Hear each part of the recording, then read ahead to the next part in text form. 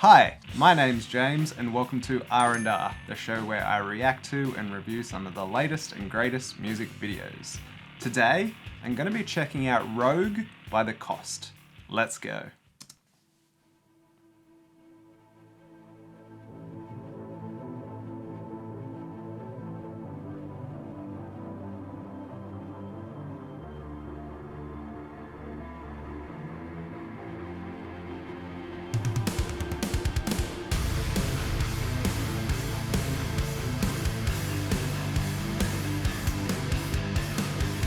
Ooh, nice.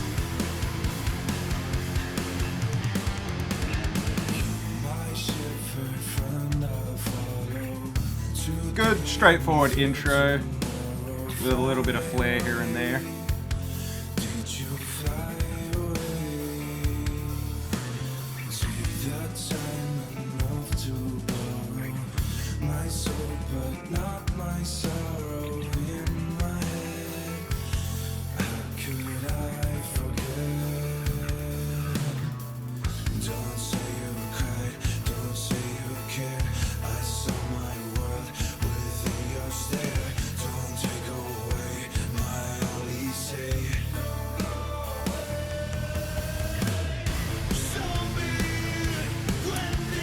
Great vocal transition into the chorus. Just that one note, that rose. Nice.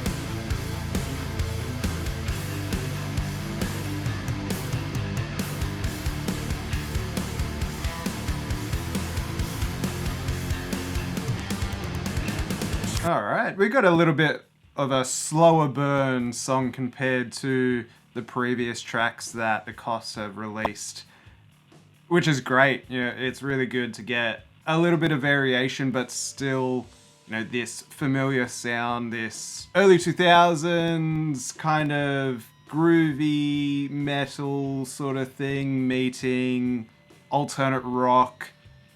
Yeah, I think, you know, a lot of people in the comments section of, you know, the music videos and the videos that I've released covering these songs have made the comparisons of like bands like Breaking Benjamin and things like that, where yeah, there's sort of like that alt rock, but there's a little bit of a heavier influence coming through, alt metal, not quite new metal, but kind of stepping in that ground, which is a little bit of a surprising thing. And I think, you know, there has been, at least what I've seen in the comments section, is a bit of a divide.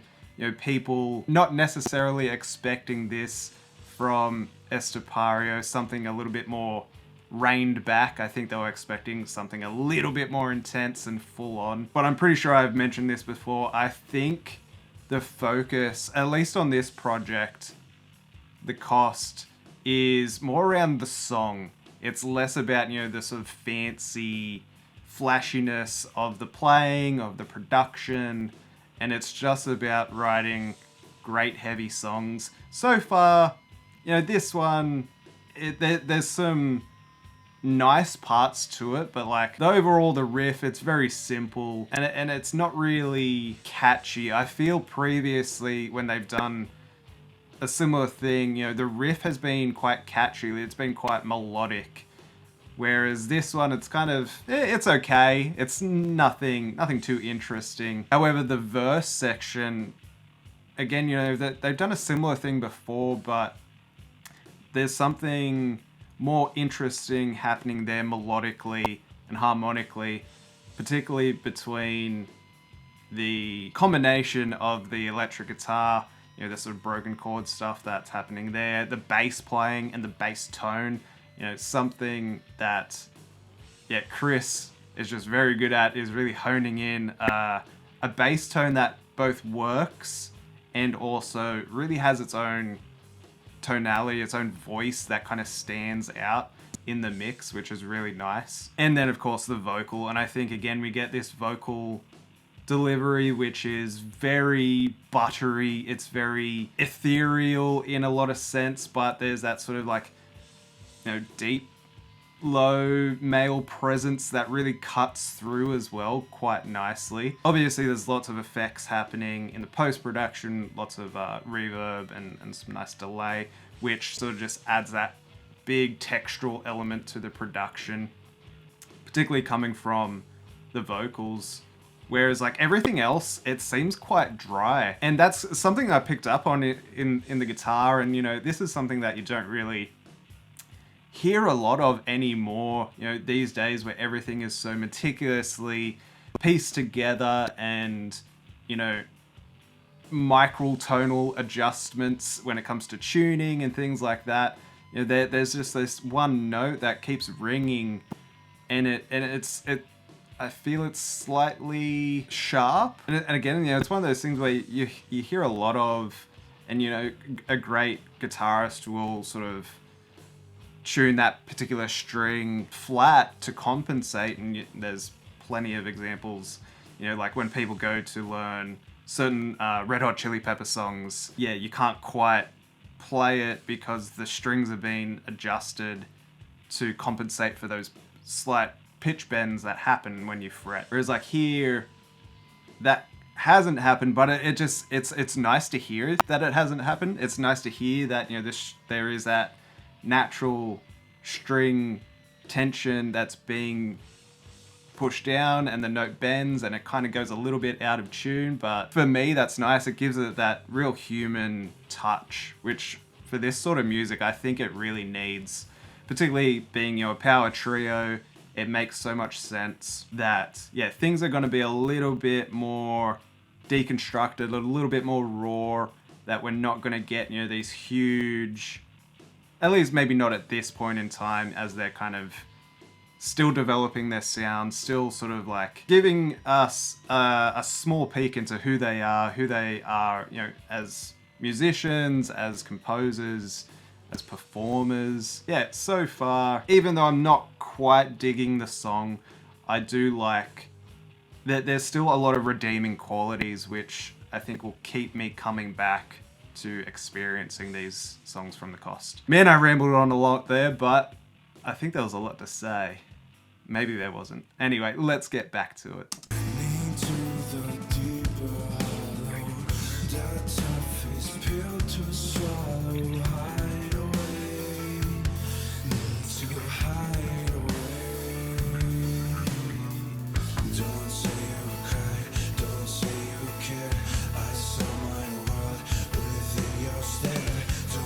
Some really nice, simple bass playing, but just every now and then little notes here and there to take it somewhere else. Same with the drums, like so simple, but then just little touches. Simple feel, but worked. Since that transition into this new section. Great.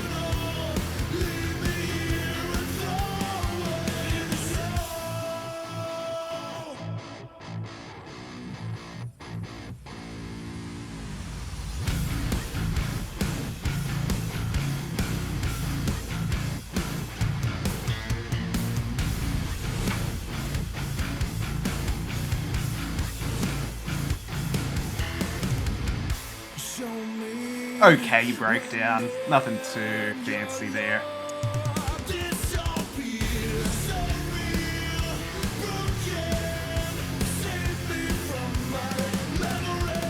Ooh, that was a nice fill.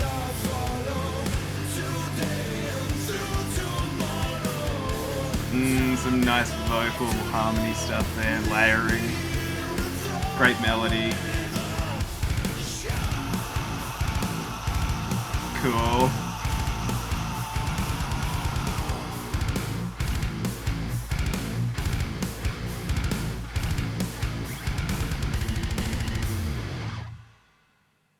Nice.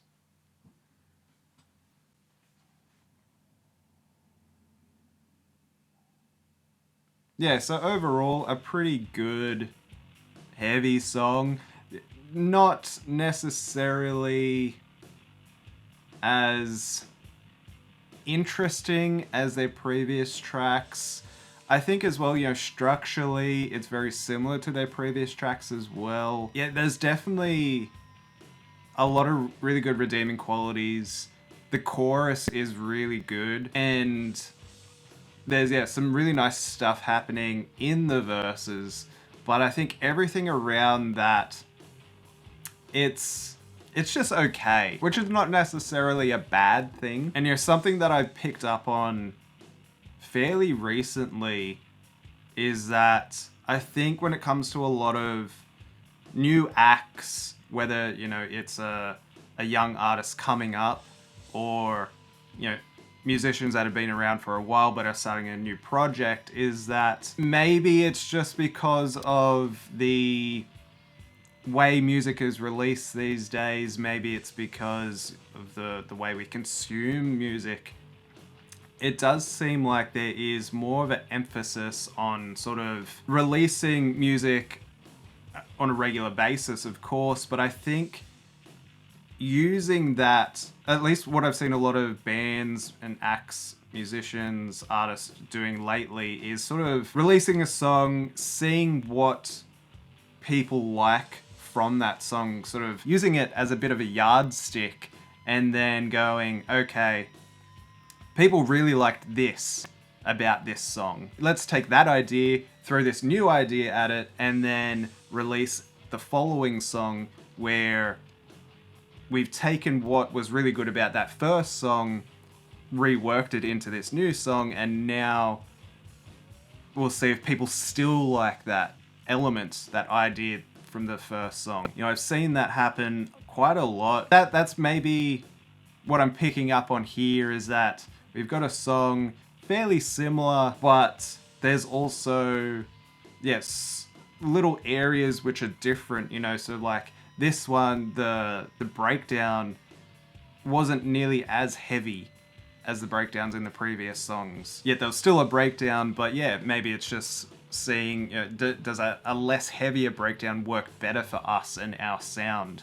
Maybe that could be why. But some, sort of carryover elements, of course, with, like Estepario's drumming, it's so far been fairly straightforward, fairly simple, other than some of the fills, which obviously, there's moments where, there's some really great rhythmic stuff happening. Even guitar as well, bass as well, it's all quite simple. But then there's just these little elements here and there, like there's just little bass moves, whether it's sort of like transition into the next part, or just, there's some space there for a little bass run to make things interesting or keep things moving away from just sort of like a copy-paste approach. But yeah, definitely, I don't know what it is, but yeah, the vocals, the vocalist, and I always forget his name. I do apologize for that, but yeah, there's something in his voice. It is just so mesmerizing, and I think, of course, as I mentioned, there's definitely lots of production elements around that, with the effects being used, but I think you could, sort of like even rein back some of those, or potentially get rid of them completely, and there'll still be something just in his tonality and in his delivery that is almost hypnotic. And that's kind of the saving grace for me at this point, particularly with this song. The only thing is, maybe it's just me, but I do find it quite difficult following along with the lyrical content. Luckily, I did check out the comments section, and thankfully the lyrics are here. So I'm going to take a moment to read through the lyrics, see what I can gather from them. A few minutes later. So yeah, definitely some very poetic lyrics here. Loss of love, and I guess the pursuit of following that love, or at least trying to get answers, from a person that's maybe not necessarily too open about sharing their thoughts. And again, even lyrically, some quite simple rhyme schemes, but I do also really like that there isn't, there's parts where there isn't a focus on sticking to rhyme. It's just going straight up, what words are going to be impactful and hold meaning to the story that's here. And I really like that as well. Yeah, like this one here, you know, show me when did your love disappear? So real, broken, save me from my memory. 3 very simple lines, but there's even, yeah, there's such a large impact in those words being used there, and it really does, yeah, invoke this sort of one-sided conversation. Maybe it is sort of a conversation within the, you know, sort of within the self, within the sort of the echo chamber of your mind, or maybe this is, yeah, someone asking them directly as well. But yeah, even I do like this one. Journey to the deeper hollow, the toughest pill to swallow. Hide away, need to hide away. That's a pretty powerful section there. But I think also lyrically, this is definitely one very easily left up to interpretation. You know, there's not a full story. It would have been nice to see maybe some of this, yeah, played out on screen. And then I've said that before. That's definitely been a criticism of mine when it comes to the music videos released from the cost. But so yeah, I really do hope that at some point, you know, and of course it's always going to come down to the financial constraints. Obviously there's a lot of time and care and hard work put into this music video. So yeah, it will be really nice. I think particularly for these lyrics, I think they definitely need to start looking into having music videos that have storytelling elements on screen, because yeah, the lyrics, you know, there's a lot of emotion in these lyrics. You can tell there's story and emotion, but I think, and maybe it's because the intention is to leave it up to interpretation to the listener. But for me personally, I would like, yes, something to be on screen other than just the guys, you know, sort of rocking out, doing their thing. I would like to see a little bit more in the future. A bit more creativity in the music video clips. So that's it from me in this one. Be sure to let me know, what are your guys' thoughts on Rogue by The Cost, and what should I check out next? Let me know in the comments down below. But if you enjoyed this video, be sure to subscribe to the channel, check out one of these other videos that's appeared before me, leave a like, and you'll catch me in the next one.